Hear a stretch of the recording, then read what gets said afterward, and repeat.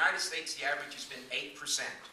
For Texas, the average population growth rate has been 17%, more than twice the national average. So what's behind that?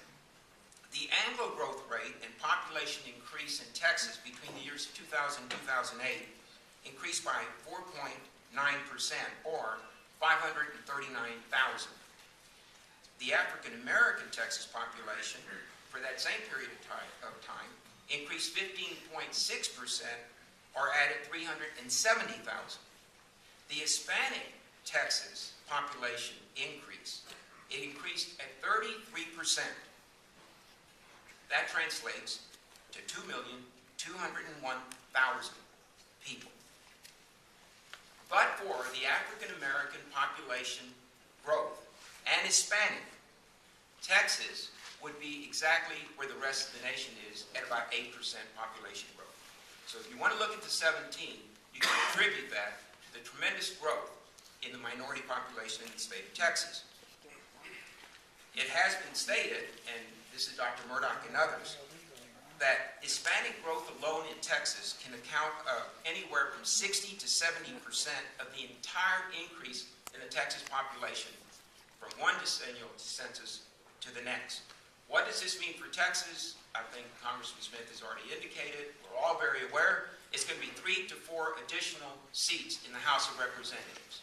This is the first time that our population growth will exceed that of California, which I love telling my California colleagues. What will be your charge? Because Lamar is right. We will not draw up these maps. You will. I would imagine that the guiding star for anyone is going to be where you eventually may end up. And that's going to be in 2 places. One is pre-clearance, because the pre-clearance Section 5 still applies to the state of Texas, which we just authorized recently. And so you're going to have a panel, or you're going to have the Department of Justice determining the pre-clearance question. And then, in all likelihood, and I like to think we can avoid it this time, it'll be judicial review. So you have to be looking basically as what are the guiding principles that everyone will be looking at in Washington at pre-clearance, and then later, if it comes to that, to litigation. The challenge, though, when it comes to minority populations, is to draw districts that recognize the voting power of these individual minority groups and will vest in them the ability to reasonably select, choose their members of Congress. It sounds rather easy, but it's not necessarily all that easy. It is important to note that the Hispanic increase in population in the state of Texas is not restricted, as many may think, in South Texas or along the border areas. If you start looking at those maps, I think you're going to be in for some very interesting statistics and information. I want to wind up my comments by commenting on the 20th Congressional District, which I'm very familiar with the legal challenges, having gone back to the 2000 decennial and what transpired then, and of course what happened in 2003, 2004, where every time we went to court, it seems like I was testifying either at the state level or at the federal level. The 20th is an historic Hispanic district. It elected the first Hispanic from Texas to the United States House of Representatives, which was my late father, Henry B. Gonzalez, in 1961. By nature of being a major urban center, it is very unique as an Hispanic minority-majority district. We have a great and substantial presence, business and educational-wise, which makes it very, very unique.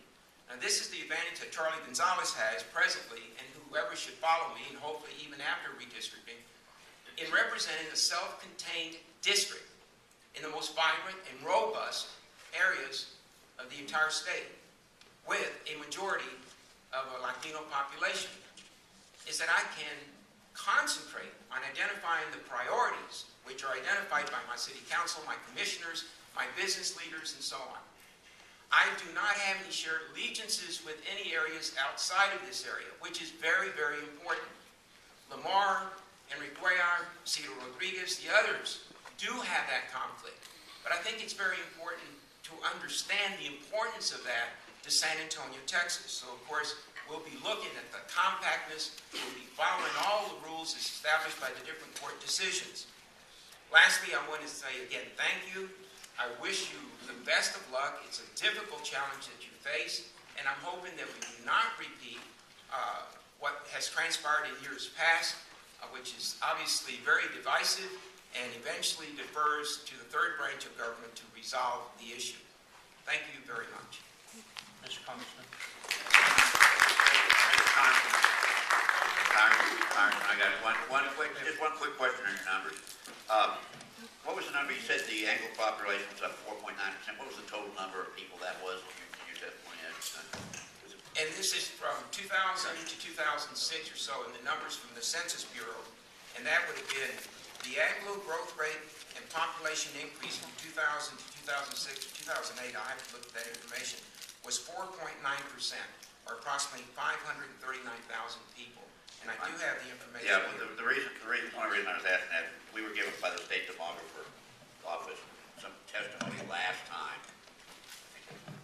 And then they gave us the fact that there's been about a 4 million person increase, 3.93 million increase. And I just ran your numbers out and it came to about 3. So what you're basically telling me is that might be a different year number. I think I'm going up to about 2006 because I'm looking here at the very fine print of estimated change in race and ethnic population by county. But it does indicate 2000 to 2008.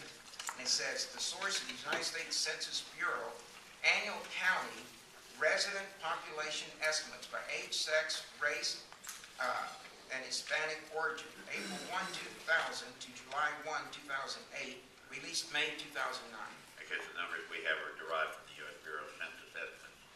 Dates indicated is by the Texas Data Center, UT San Antonio. So what you're basically saying is probably a difference in the time frame that we're looking at in those numbers.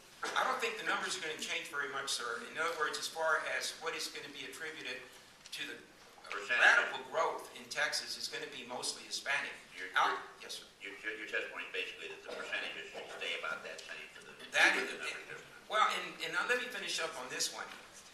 The great population increase in the United States is also going to be mirrored by the Hispanic growth. I've seen figures as much as 49% of the population growth in the United States may well be attributable to the Hispanic population. We can look at those numbers, because I mean, I've been doing some reading, but obviously we've had some other things going on in Washington. But as we proceed, I think we just have to wait for those final numbers. But I think the parameters are being set, and I don't think there's going to be much deviation. Thank you very much. Members for the proceeding, because we got these